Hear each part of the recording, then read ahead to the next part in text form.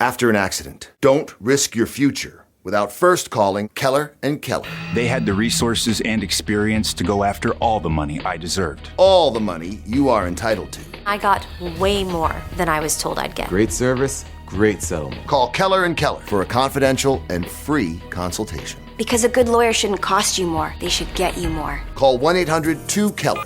Keller and Keller. Right now. 1-800-2-KELLER. The circle of life begins with the birth of a child, and that journey begins with pregnancy. People who are pregnant or who have had a baby know their bodies and know when something does not feel right. When they speak, we must listen. Hear her. Learn more at cdc.gov/hearher/AIAN.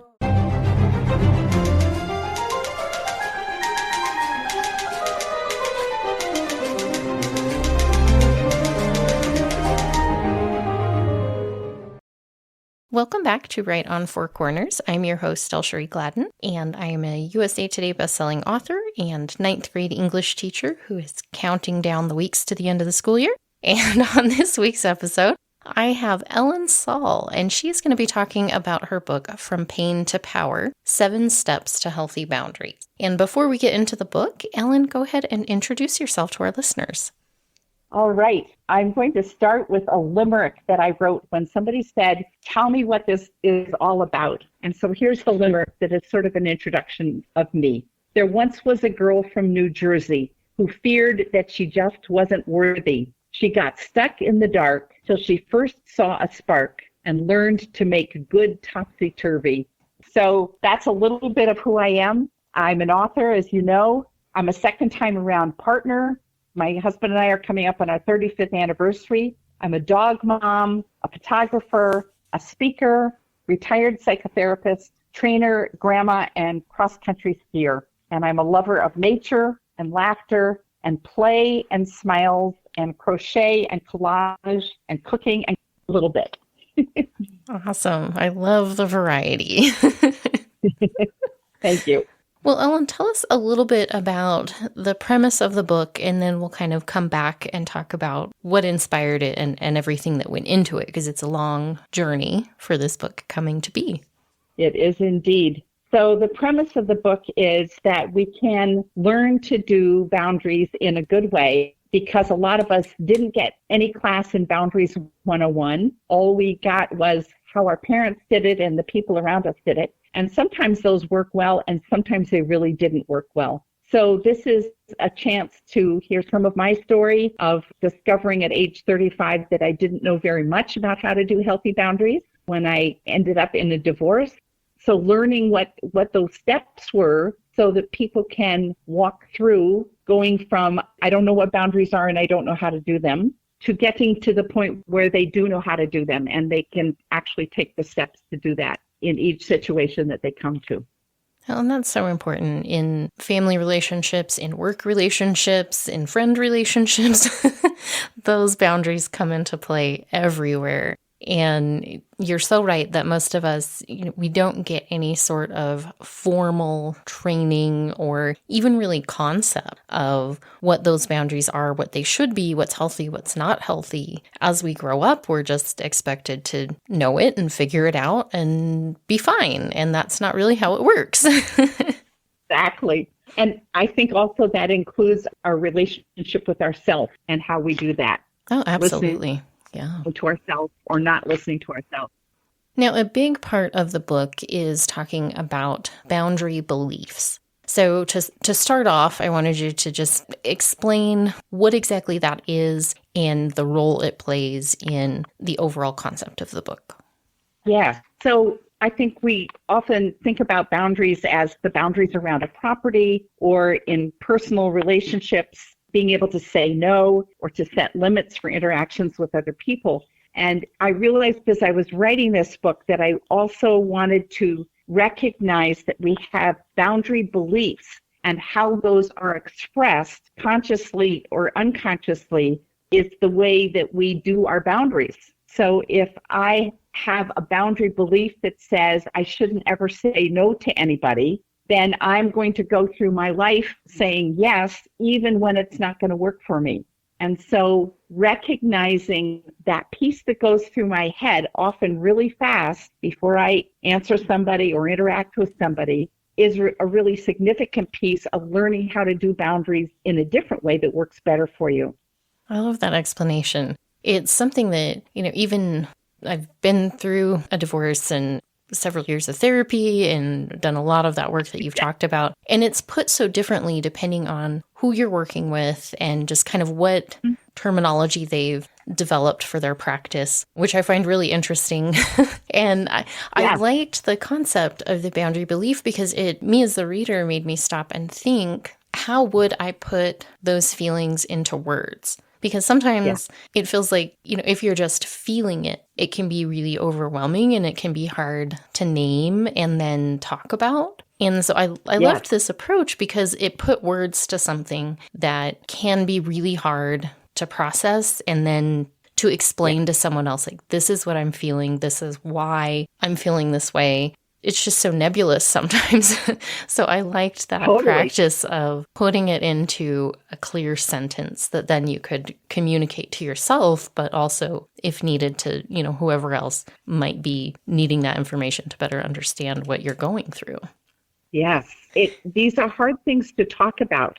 And especially when the only thing maybe that I know is that facing a situation, I'm feeling terrified. And that's all I've got to go on is my body is reacting with fear of interacting with somebody or holding the line about something. And so getting a name for that feeling is a start. And then putting together what went through my mind that kicked in the feeling.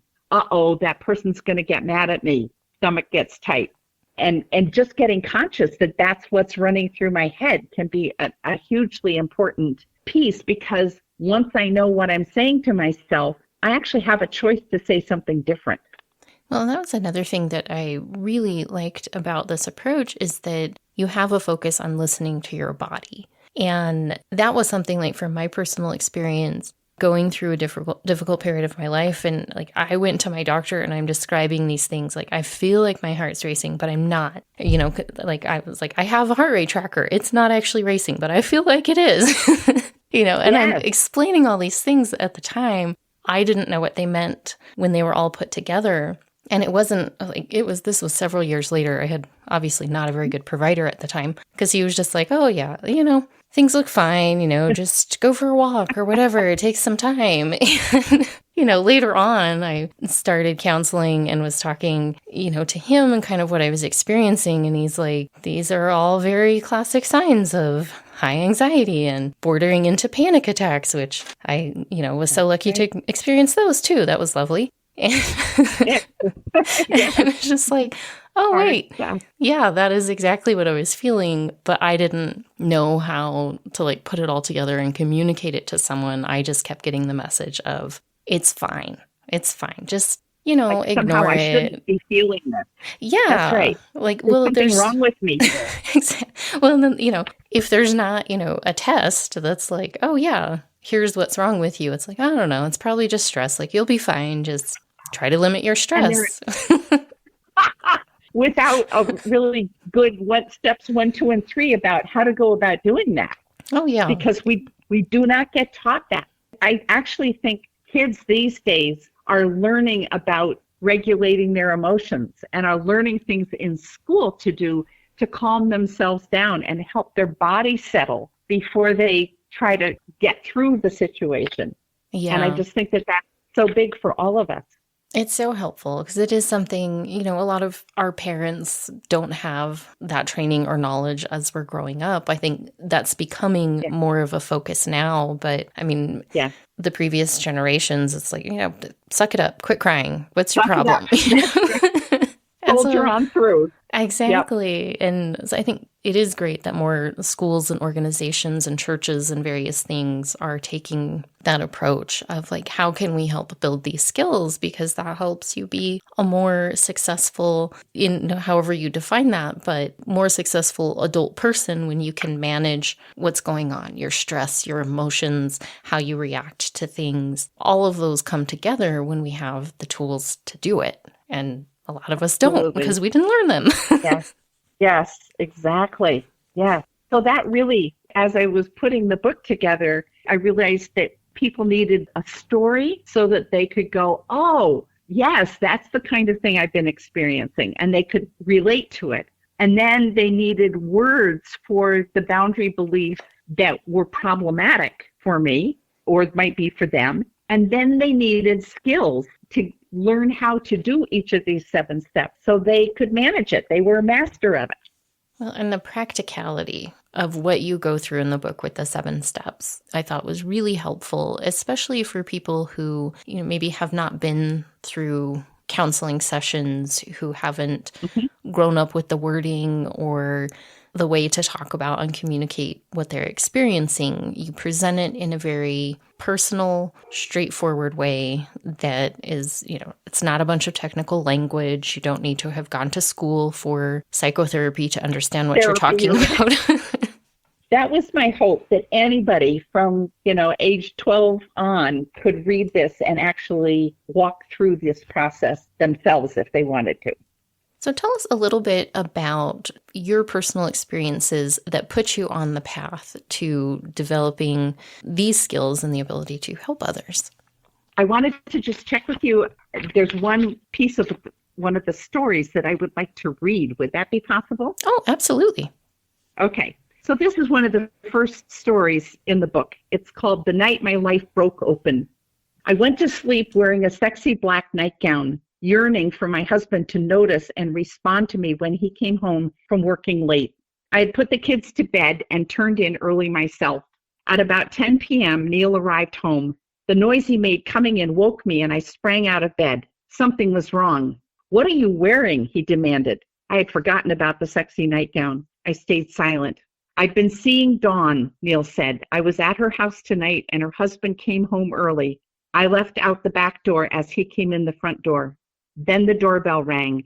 It was Dawn's husband wanting to talk. Somehow Dawn was called to come over too. We all sat down around the kitchen table. Neil said, "We can break up 2 families, or we can all go home and work things out." Dawn agreed, replying, "Whatever he says." Shortly after that, she and her husband left to go home. Neil went on to say that he hadn't planned to tell me about the affair until he was quite sure Dawn's husband would tell me. He confessed that he had started seeing Dawn 6 months earlier. Suddenly, things began adding up.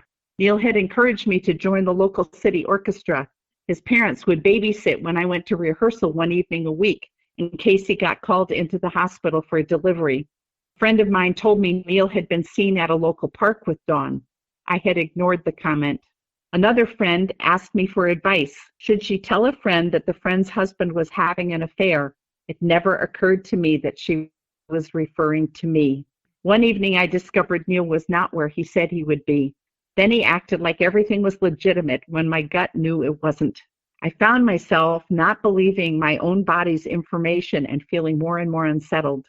Neil moved out and went to stay with his parents in town. His mom cooked for him and did his laundry. It seemed to me that he had it way too easy. How was he going to figure out he wanted to come back if it was all cushy for him? Later, he rented his own apartment. As they say, be careful what you wish for. When he had his own apartment, I never knew where he was or who he was with. I was a mess. I was providing daycare for the 3 children of a friend.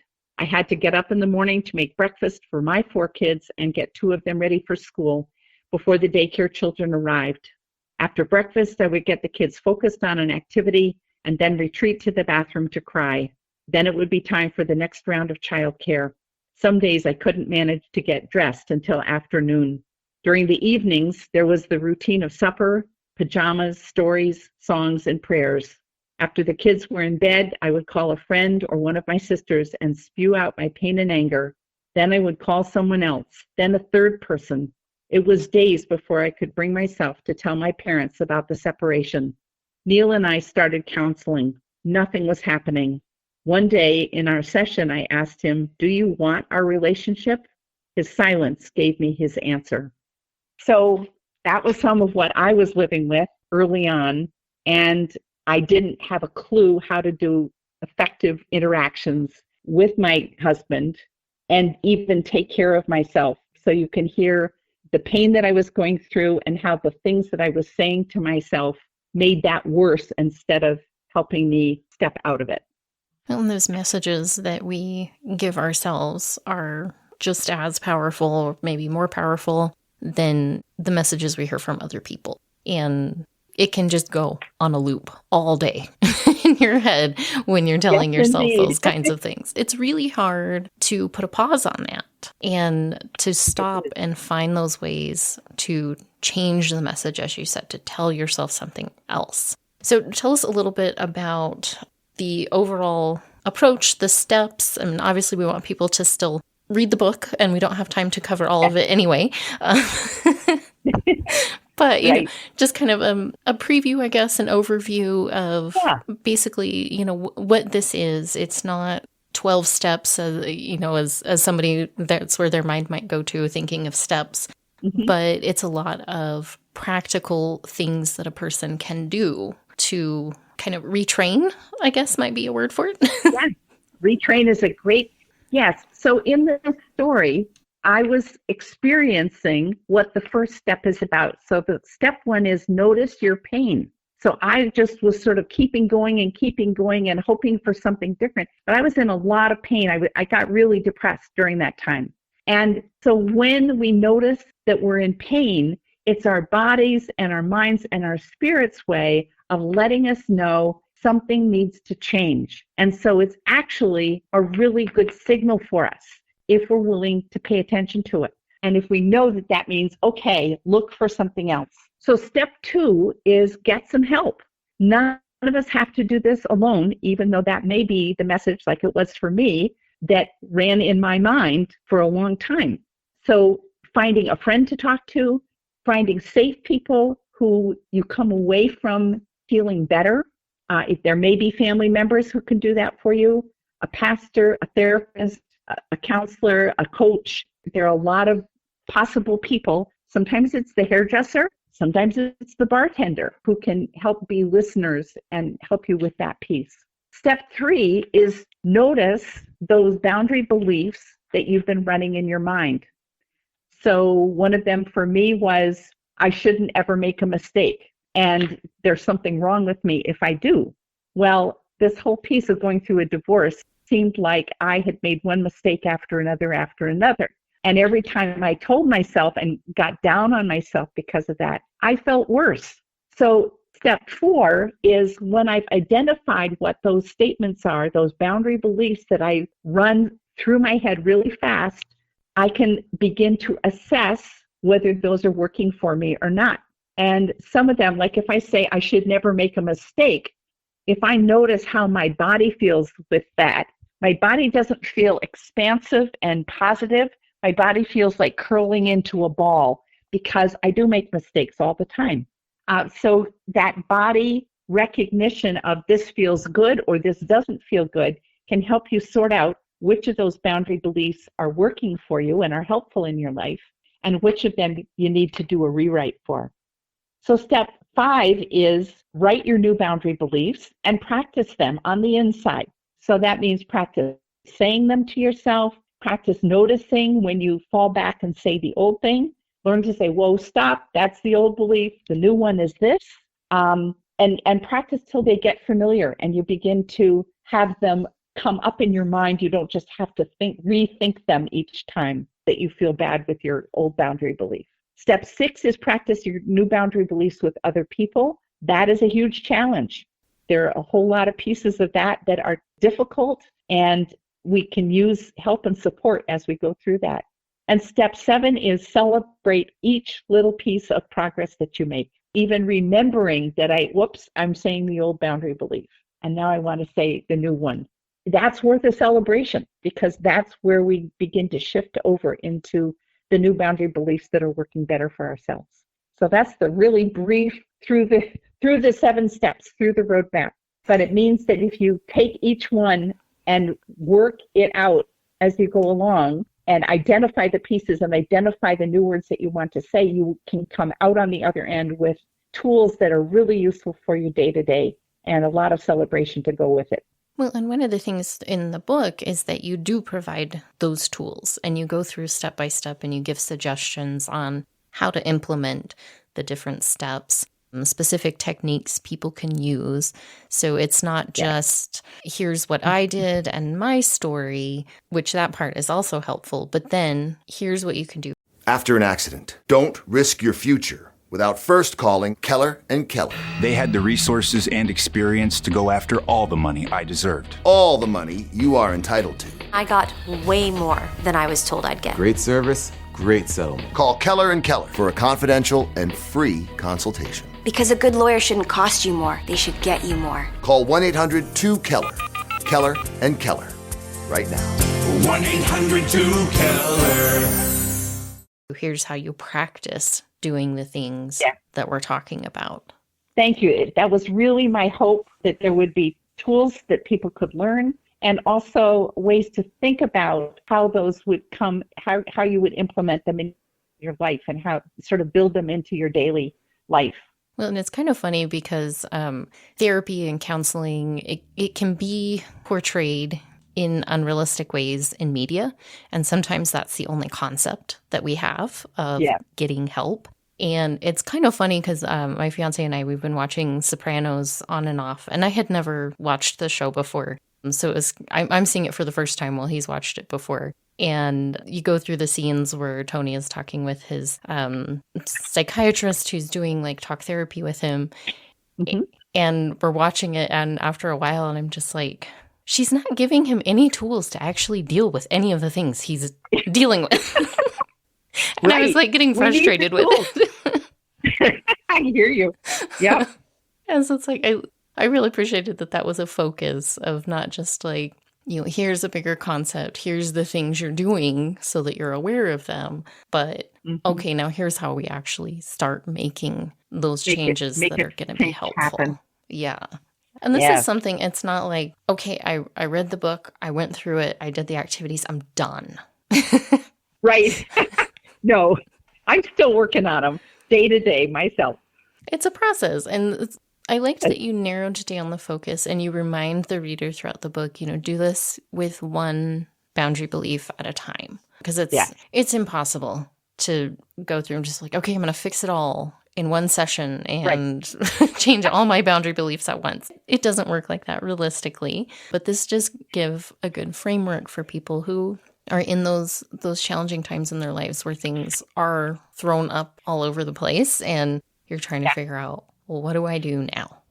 And I've concluded that the key to having effective, healthy boundaries is not in telling the other person what they should do or not do, but rather in knowing clearly the choices you have control over and practicing to get better and better at those actions. So it's not the other person's job to change so that you feel safe. It's your job to say, how will I feel safe in this situation? And if I've made a boundary and the other person is blowing me off, do I want to stay in the same room with that person? Do I want to stay talking to them on the phone? Do I want to stay in a relationship with them? And so sorting that piece out and knowing that you can take actions on your boundaries, I think is just a huge piece for all of us. I'm not stuck with waiting for the other person to do something different. Absolutely. I mean, because you can't force someone else to change. I mean, even if you try, it's not going to be authentic if they, you know, I need you to do this and then they do it. But if that's not part of their own process of growing and healing, if it's just you're forcing me to do this, that doesn't usually go over very well. Probably going to work. Right on. Well, and I think just, you know, reminding people through this process of taking accountability, taking responsibility for where we want to end up. And you do it very gently, which is nice. It's not like you put yourself in this situation, so you've got to fix it. It's very positive and uplifting in its message. Wonderful. And you focus on where a lot of those boundary beliefs came from. A lot of them we absorbed and internalized as small children. And so that's something, it's not like, we've chosen to be in a bad, unhealthy situation, whatever it may be. Our life up to that point puts it all together in the pieces and then trying to figure those out and extricate them. It's not about blame. It's about recognizing and then taking responsibility and taking those steps that you need to get to whatever place you want to be in. Exactly. And that we have the power to do that. Mm-hmm. Yeah. Well, thinking about this kind of overall, what obviously healing is a big part of it, developing those healthy boundaries. But as you put this book together, what was your goal and what were you hoping that people could take away from it, even if read through that first time absorbing it? What is your hope and your goal for that? That people will get a sense of hope, that they can do some things differently and that they have the power to do that, and that they might pick out one place where they want to make a change and one new belief that they want to develop and have a chance to integrate that into their life so that they have that sense of the spark of, oh, this is a possibility and things can be different. My life can be different here. And something that I liked about this approach is that you can't just choose that one thing that either is, for whatever thing that's the focus in the moment or that's causing the most pain, or that maybe seems like the easiest one to approach and deal with right then. Yep. Even just that one thing can make a difference and start someone on a path toward maybe, okay, well, I did this one thing I felt like I could handle, and maybe a little bit later I can do the second thing. It's broken down in a way that it's very approachable and doable. Thank you. That is totally my hope. Well, where can people access the book and find more information? Because you have more on your website as well, and you also have the journal and just more resources. So where can people find the book, and then what other types of resources might also be available and helpful to people? Sure. So the website is ellensaul.com, ELLENSAUL.com. And on that, you can order the book and the journal through the publisher, which is Kirkhouse Press. And it's also on Amazon. You can order it through Target and Barnes & Noble. So it's available. It's also in ebook form, and I have recorded the audiobook, and it should be out by the summertime. I'm working on editing it right now. I've been listing on the website a class that people can take for free on implementing boundaries. There are a number of different other resources, articles, and so on that you can check into for other options, other resources around boundaries. And you do events here and there as well. And I know we kind of missed the opportunity. For our local listeners, you were here in Farmington, I want to say a month or so ago. I'm forgetting about how long it's ago. been. Oh, and I noticed on your website you do have some other festivals and different things that you participate in every so often. Yes. Do you have any coming up this summer that people might be able to meet you in person and chat with you? My brain just went absolutely dead. Yes. Sorry. I'm back in Minnesota now, and I'm doing a holistic health conference. It's on May 15th. I think that's right. And that's in Northfield, Minnesota. And then I'm doing an online class for Minnesota social workers coming up in July. I don't have a lot of other pieces set up, but I'm working on setting up some other pieces, some other presentations. Well, and if someone was interested in having you come talk, if someone was interested in having you come present or come talk to their group, how would they contact you? Is through the website the best way? Through the website would be great. Ellen@ellensaul.com by email. Yep. I actually will be down in Santa Fe the first week in May, and I'm working on setting up a presentation there. So I'm talking to 2 or 3 different people down there. So I will get that information to you if you'd be interested.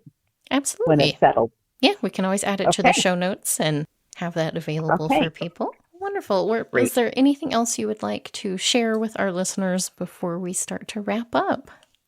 just that piece that I have a lot of confidence each person who is listening to this or is thinking about needing to do something about boundaries, I have a lot of confidence that you will find the resources that you need, whether it's my book or other things online or classes or whatever, and that you will be able to take those steps that will make changes in your life and be a positive for yourself and for all the people around you, and know that each piece you change ripples out and has positive reflections all around you. Thank you. That was a wonderful message to end on. And before we sign off, I just wanted to remind our listeners that the book is called From Pain to Power, 7 Steps to Healthy Boundaries by Ellen Saul. And Ellen, thank you so much for taking the time to chat with me today and for sharing your book. I really appreciate it. Thank you so much for the chance to do this, Sheree. This has been really fun.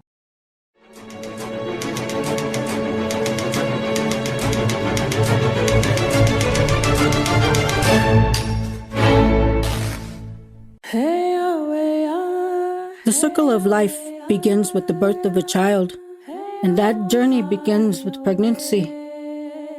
People who are pregnant or who have had a baby know their bodies and know when something does not feel right. When they speak, we must listen. Hear her. Learn more at cdc.gov/hearher/AIAN. The circle of life begins with the birth of a child, and that journey begins with pregnancy. People who are pregnant or who have had a baby know their bodies and know when something does not feel right. When they speak, we must listen. Hear her. Learn more at cdc.gov/hearher/AIAN.